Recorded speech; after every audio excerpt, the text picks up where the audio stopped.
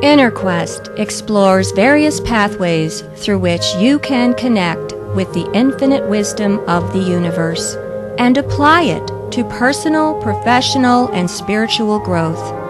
This program, featuring accomplished practitioners, educators, and authors, is provided by Infinity Foundation, an innovative center for holistic studies and research. We invite you to share this journey with us.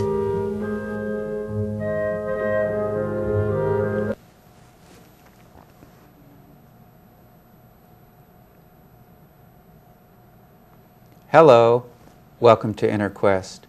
My name is Jay Stone, your host for today, and our guest is Charlene. Welcome, Charlene. Well, thank you so much for inviting me.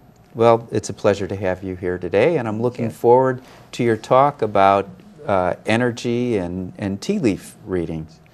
For over 40 years, Charlene has worked with individuals on a one-to-one basis using tea leaves as her energy source. She has also led workshops on the law of attraction, self-esteem, assertiveness, intuition, and relationships at community colleges and corporations.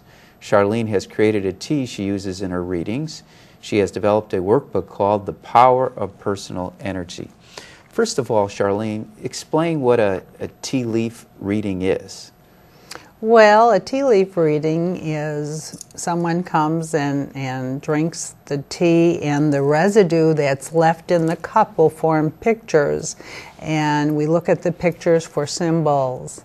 So it's kind of like a Rorschach test? Yeah, you could say that. If you can discern those symbols, you can read tea leaves. Yeah. Now, and we're going to do a reading today, and that's why we have the cup and the pot. Right. I'm going to be the guinea pig. Right. How long has tea leaf reading been around?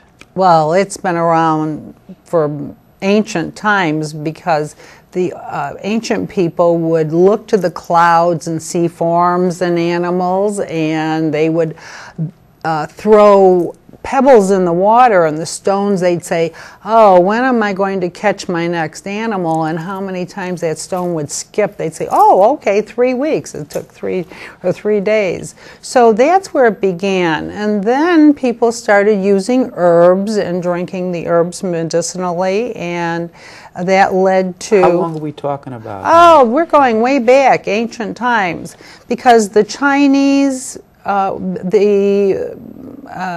tea leaf reading is a European practice, and the Europeans didn't get tea until the 1700s when the Dutch brought it over, actually in the 1600s, and the Victorians are the ones who really brought tea leaf reading full force. They just got into it, and all the wealthy people. And how did you learn the art of tea leaf reading?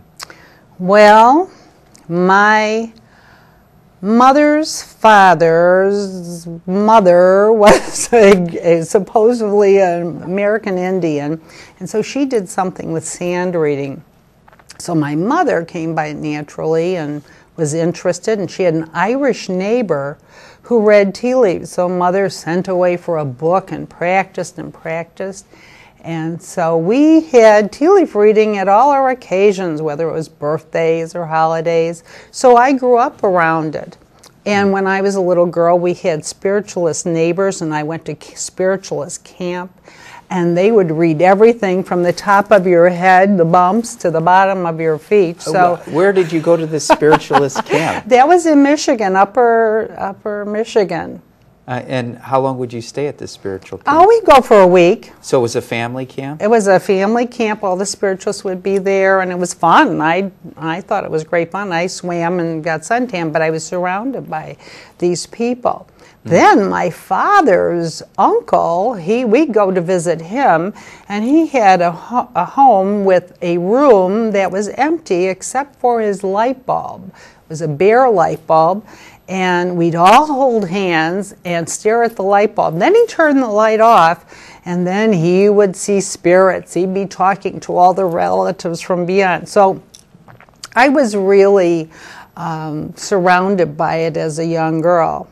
Well, when I was 16, I had a job at Hot Point in the commissary. I was scooping out mashed potatoes, and you know. So you're reading mashed potatoes? No. But I was working there, and the secretaries came walking through, and they were talking about having a card reading, and I said, "You had a card reading?" And they said, "Why do you ask?" I said, "Well, I could read your tea leaves." I had never done it, but I'd seen my mother do it.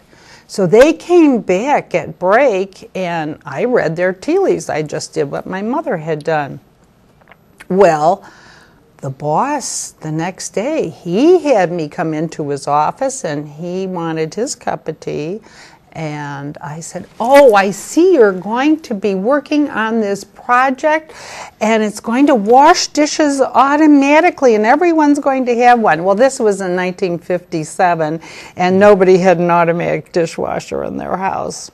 And a few days later, I had the news that I was being transferred. They didn't want me reading tea leaves. That would have been the time we were washing all the pots and pans, and I was getting out of it reading tea leaves. So that's how my career started, ended abruptly. And years later, when I would work, I would have a job, and it's very social, and I'd look at my teacup. I always drank tea, and I'd say, "Oh, look at the bubbles, I'm going to get some money," and everyone would be interested. And then I'd look at, maybe the tea bag would have broken, and I would have had a bird in there, and I'd say, "Oh, I'm going to get a message when I get home." So it made me popular. Then. So do you work like parties? No, not anymore. I have done that. I have, but I did. How I really got involved was, I was involved with the Women's Club, and I was the membership chairman. And they decided that, maybe we would have a little fortune-telling fair in those days. This was in the 60s, before it was popularized. And we all made costumes and had pictures taken, and we'd have 4 or 5 people at a meeting. What kind of women's club was it? It was a junior women's club, and we would raise funds for the fire department and local. And where was this? This was in Streamwood, Illinois. And we had, the night of this fortune-telling event, there were 50 people in the audience, and we were just so surprised. Well, after that, people started calling me and wanted me to read their tea leaves, and they'd invite me for lunch, and it was very time-consuming and fattening. So I thought, okay, I'll end it, and I'll start charging. And that was just made it all the more phone calls. And my family was very upset because you didn't charge for that. And I said, wait a minute, it's my time. I'm being charging for my time. And as we all know, it's your intention.